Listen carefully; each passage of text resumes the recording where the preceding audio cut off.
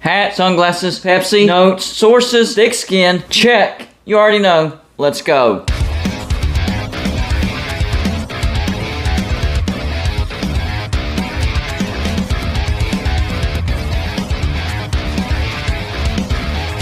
Welcome to Golden Blue today, everybody. This is a college football channel. So if you like college football, hit the like and subscribe button. It's that simple. Also, send gear to represent your team and be a part of my background forever. All you have to do is send it to P.O. Box 360, Liberty, South Carolina 29657. Yes, in the past, I have mentioned Hugh Freeze as a possible candidate for the head coaching job at West Virginia. Now, this past week, West Virginia did beat Oklahoma. And I was hearing from multiple sources that the rumor was that if Neal Brown lost the game against Oklahoma, it was over. He was going to be fired. Well, West Virginia did beat Oklahoma, so Neal Brown is still safe. And what he did was implement an offense that West Virginia fans are all too familiar with, and what we know as an offense that has been very, very successful. JT Daniels got off to a rough start against Oklahoma. He benched JT Daniels, brought in Garrett Green, and ran a spread offense, run first, pass it when you need it, and a quarterback that can hurt you with his legs. And guess what? West Virginia won. Where have we seen this before? Well, yesterday I mentioned 1988, Major Harris, 1993 with Darren Studstill, the early 2000s with Pat White, and 2016 with Skylar Howard. Some of the most successful seasons we've had in the past 30, 35 years were under that spread offense where you run it first, pass it when you need it, and the quarterback breaks out and hurts you with his legs whenever a play breaks down. Well, now we're hearing that was a one and done, and that Neal Brown will start JT Daniels against Kansas State. I don't like that. I do like JT Daniels. He is a good quarterback, but we don't have the receivers for him to be successful. We need a quarterback like Garrett Green who can run the ball whenever the play breaks down and gain that first down and keep the opposing offense on the sideline, because our defense is not very good. So Garrett Green helps our offense in the run game, and it also helps our defense and gives them a breather and keeps them off the field, because let's be honest, they suck this year. So I don't think Neal Brown's going to last, because he doesn't learn from past mistakes and he doesn't learn from success. It makes absolutely no sense. So I do think that West Virginia will be looking for a head coach. And step one was getting rid of Shane Lyons.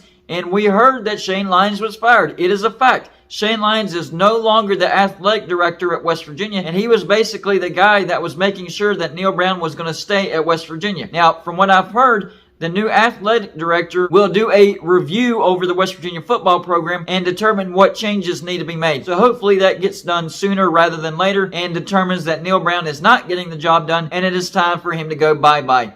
And I wish nothing but the best for Neal Brown. I do think he'll go on to have great success as a head coach at the Group of 5 level. He is a good coach. He is a good person. He just doesn't fit West Virginia. Who knows? Maybe he can go on to have success at a Power 5 level. I don't know. He just doesn't fit at West Virginia. So back to Hugh Freeze. Why am I talking about Hugh Freeze again? Well, he did an interview, and shout out to the Voice of Motown for bringing this up and pointing this out to me. I can't remember whether it was CBS Sports, Sports Illustrated, or ESPN, but he did an interview with a major source. He said some words that really jumped off the page. They kind of sort of hinted that if West Virginia offered him the job, he would take it. Yes. So let's talk about the interview first. Here's what he said in the interview, and the question was asked, what if a Power 5 job was offered to you? Here was his response. I don't know that there will ever be a time where I leave. Talking about Liberty. So yes, that immediately puts a damper on this question. But he goes on to say this. But if it does, it would be Jill, his wife,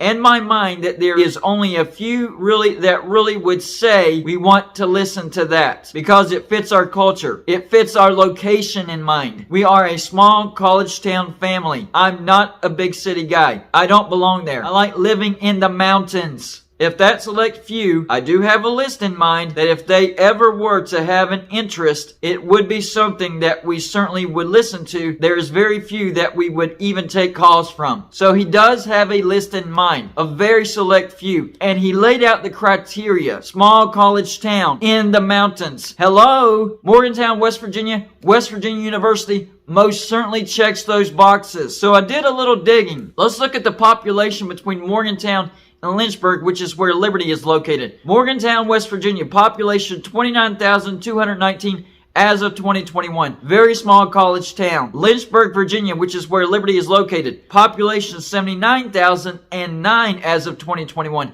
So Morgantown, West Virginia is actually smaller than Lynchburg, Virginia, which is where Liberty is located. Distance from Lynchburg, Virginia to Morgantown, West Virginia, 270 measly miles, close to a 5-hour drive.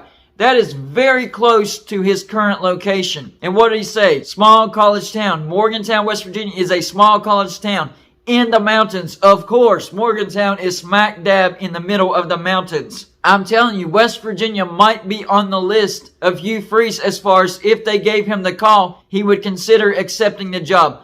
Are you listening, Gordon Gee? This new athletic director that you have in mind, you better be having a conversation where at least you think about giving Hugh Freeze a call, because it looks like it could be on the very small list he has as far as job offerings that he would even consider. And yes, Hugh Freeze does want to get back to the Power 5 level and have success. Let's take a look at his resume, okay? So first, the 1 year at Arkansas State, he went 10-3.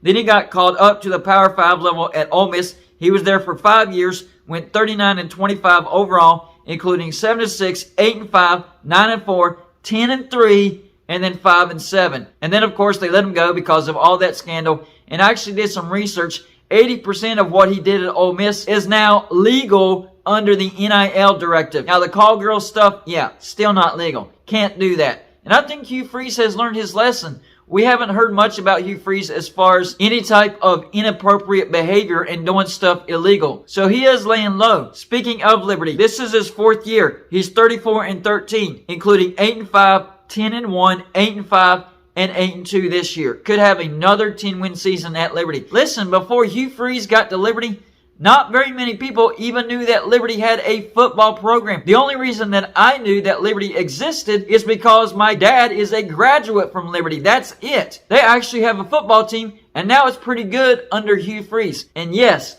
Liberty did just extend Hugh Freeze, so there would be some money involved, but I'm sure that could be negotiated. I don't know what the firm buyout for him is. He did get a raise, so West Virginia would have to start out at least $5 million a year to get him. And yes, we can afford that easily. I think we need to go as high as $7 million to get him. West Virginia could afford upwards of $7 or $8 million a year. We have to be willing to spend the big money if we want to have success. I'm not talking about Alabama money or Texas A&M money or Clemson money, or USC money, or Oklahoma money. I'm talking about the best West Virginia money we can offer. And I think the best West Virginia money would be $7 or $8 million a year. Yes, we could afford that. And I think Hugh Freeze would get West Virginia out of this ditch that we're in immediately. West Virginia has the talent.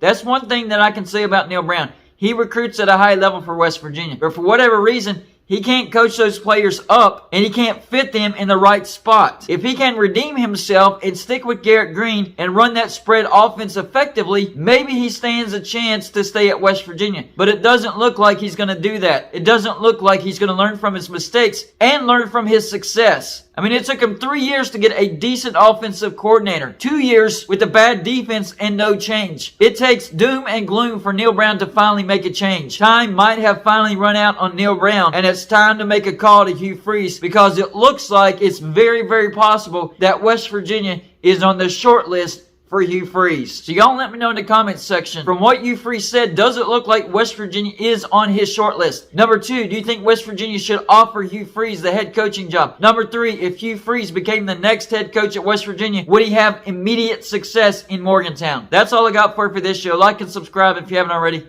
and I'll see you on my next show.